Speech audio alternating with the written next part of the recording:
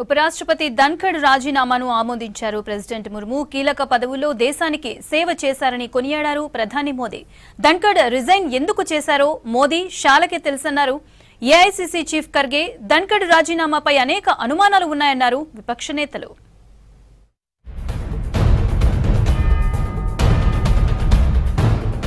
ఉపరాష్ట్రపతి పదవికి జగదీప్ ధన్ఖడ్ రాజీనామాను ఆమోదించారు రాష్ట్రపతి ముర్ము. రాజ్యాంగంలోని ఆర్టికల్ 67A ప్రకారం రాజీనామా తక్షణమే అమల్లోకి వచ్చింది.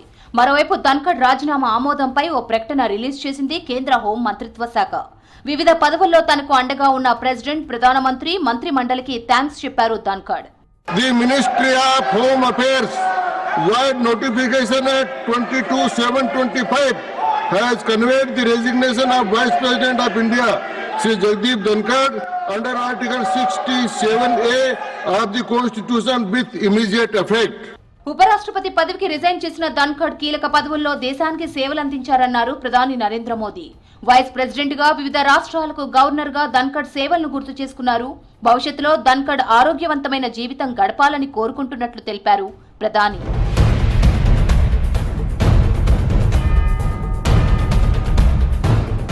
పార్లమెంట్ మాన్సూన్ సెషన్ తొలి రోజే వైస్ ప్రెసిడెంట్ ధన్ఖడ్ రాజీనామా ఊహించలేదన్నారు AICC chief Mallikarjun Kharge. Resign ఎందుకు చేశారో ప్రభుత్వానికి ధన్ఖడ్ కు మాత్రమే తెలుసన్నారు.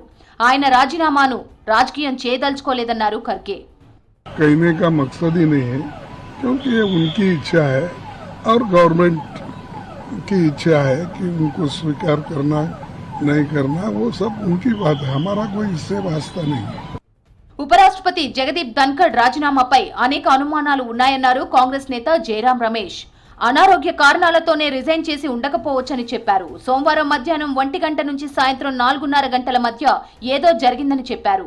బీఏసీ మీటింగ్ లో ప్రభుత్వానికి ధన్ఖడ్ కు మధ్య అభిప్రాయ భేదాలు వచ్చి ఉండొచ్చంటూ ఎక్స్ లో పోస్ట్ చేశారు జయరాం రమేష్.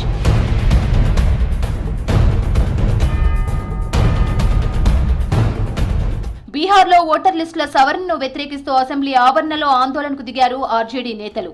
మాజీ సీఎం రబ్రీ దేవి నేతృత్వంలో నిరసన చేపట్టారు. ఓటర్ లిస్టుల స్పెషల్ ఇంటెన్సివ్ రివిజన్ లో అనేక అవకతవకలు జరుగుతున్నాయని ఆరోపించారు. ఎస్ఐఆర్ ను తక్షణమే నిలిపివేయాలని డిమాండ్ చేశారు ఆర్జేడీ నేతలు. सुप्रीम कोर्ट के फटकार के बाद भी, सलाह के बाद भी अभी तक क्लियर नहीं की है. इतना बड़ा ड्राइव चल रहा है इलेक्शन कमीशन का 2003 के बाद, पहले और कहीं नहीं हुआ देश में.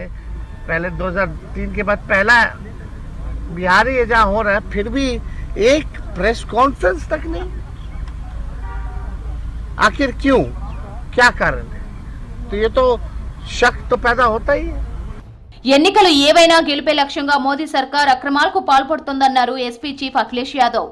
యూపీలో కేవలం 1.5 నెలలో కొత్తగా 8 కోట్ల ఓట్లు నమోదయ్యాయన్నారు. ఇటీవల యూపీలో జరిగిన బైపోల్స్ లో పోలీసులే ప్రజలను బెదిరించి బీజేపీకి ఓట్లు వేయించారని ఆరోపించారు. ఇప్పుడు బీహార్లోనూ ఓటర్ లిస్టుల సవరణ పేరుతో బీజేపీ అక్రమాలకు పాల్పడుతోందన్నారు అఖిలేష్. और अब बिहार का चुनाव 1-1.5 महीने में नई वोटर लिस्ट बनना, तो इसलिए हम लोग उसके खिलाफ हैं.